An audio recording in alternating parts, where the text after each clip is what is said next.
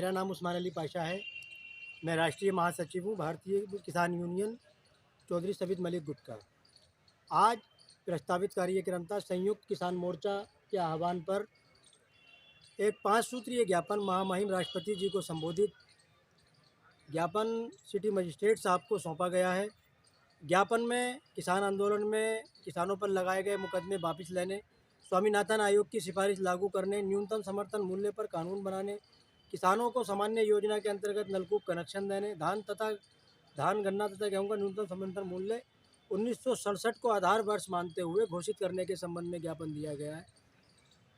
जो केंद्र सरकार कृषि अध्यादेश लेकर आई थी 2020, उसकी वापसी की मांग को लेकर किसानों ने लगभग 2 साल निरंतर आंदोलन किया और माननीय प्रधानमंत्री जी ने किसानों से माफ़ी मांगते हुए उस अध्यादेश को वापस लेने की घोषणा की।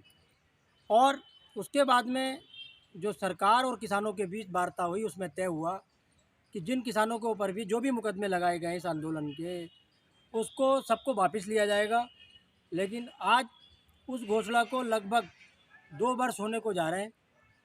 आज तक सरकार ने अपने इस वादे को पूरा नहीं किया है और किसानों पर जो आंदोलन में मुकदमे लगाए गए थे, उन मुकदमों को वापस नहीं लिया गया। और अभी एक किसान नेता को कहीं जा रहे थे विदेश, तो उनको गिरफ्तार कर लिया गया था, जो कि सरकार की कथनी और करनी में फ़र्क है। और सरकार को ये समझ जाना चाहिए कि देश में 80% जनता जो है वो किसान है और किसानों से टकराना किसी भी सरकार के बस की बात नहीं है, क्योंकि किसान अपनी फसल उगाता है, उगाना भी जानता है और काटना भी जानता है। तो सारे किसानों का जो मुकदमे लगाए गए हैं किसान नेताओं पर या किसानों पर, उन सारे किसानों मुकदमे वापस लिए जाएँ। 2014 के चुनावी घोषणा पत्र में और जनसभाओं में माननीय प्रधानमंत्री जी और उस समय भारतीय जनता पार्टी के राष्ट्रीय अध्यक्ष श्रीमान अमित शाह जी, जो कि अब गृह मंत्री हैं, उन्होंने हर चुनावी जनसभा में एक ज़ोर शोर के साथ में एक वादा किया था कि अगर हमारी सरकार बनती है तो 100 दिन के अंदर अंदर स्वामीनाथन आयोग की सिफारिश लागू कर दी जाएगी। अगर स्वामीनाथन आयोग की सिफारिश कोई सरकार लागू कर देती है और उसके अनुसार कृषि आयोग का गठन कर देती है, तो किसान को किसी आंदोलन की ज़रूरत ही नहीं है, क्योंकि उसमें जो प्रावधान है लागत मूल्य का 1.5 गुना C2 + 50%। C2 का मतलब होता है कि जो किसान अपने खेत में मेहनत करता है उसकी मजदूरी जोड़ी जाएगी और किसान की ज़मीन का किराया जोड़ा जाएगा और जो ब्याज वगैरह पे उसने जो लगाया वो बिजली वगैरह जो खर्च की जो भी है, तो किसान ना तो बिजली महंगे होने का आंदोलन करेगा, ना डीजल महंगा होने का आंदोलन करेगा, क्योंकि अगर किसान का 1 रुपये का डीजल फूकता है तो किसान को उसका 1.5 रुपया मिलेगा।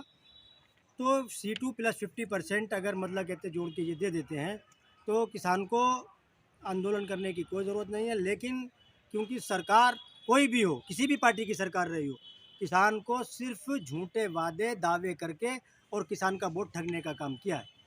लेकिन सच्ची तरह से किसान का हितैषी कोई पार्टी नहीं है। तो जब हमारे माननीय प्रधानमंत्री जी ने 2014 के चुनावी घोषणा पत्रों में और जनसभाओं में बड़े बड़े दावे और वादे किए थे किसानों के लिए कि हम कृषि अध्यादेश जो वो स्वामीनाथन आयोग की सिफारिश को हम लागू करेंगे, लेकिन आज तक उसको लागू नहीं किया।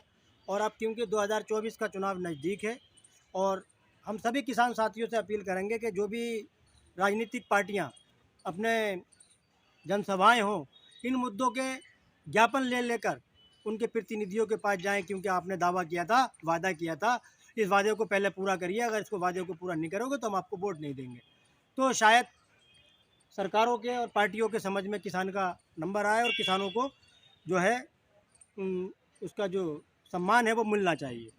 सरकारों द्वारा न्यूनतम समर्थन मूल्य घोषित किया जाता है और कैसी विडंबना है, मतलब न्यूनतम समर्थन मूल्य सरकार कहती है कि आप अपने माल को बेचिए, किसी भी दाम पे बेचिए, महंगे से महंगा बेचिए, लेकिन कहीं पर भी ना बिके तो कम से कम न्यूनतम समर्थन मूल्य आपका ये है।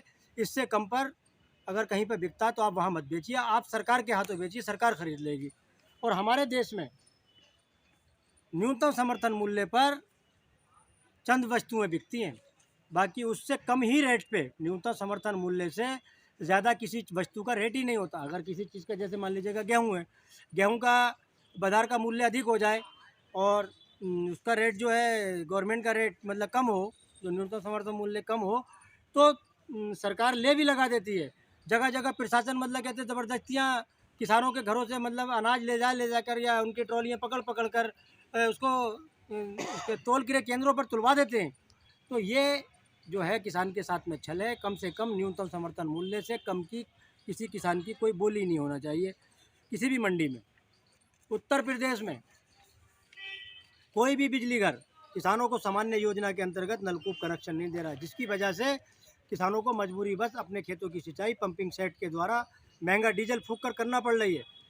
तो अगर किसानों को सामान्य योजना के अंतर्गत नलकूप कनेक्शन सरकार दे, जबकि हमारे देश के प्रधानमंत्री बार बार कह रहे हैं कि हम किसानों की आमदनी दुगनी करने के प्रति वचनबद्ध हैं, लेकिन किसानों की आमदनी दुगनी कहाँ से करेंगे? महंगा डीजल होता चला जा रहा है।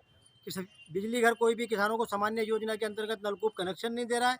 पूर्ण जमा योजना के अंतर्गत कोई किसान के बस की बात नहीं जो बिजली का कनेक्शन करा ले।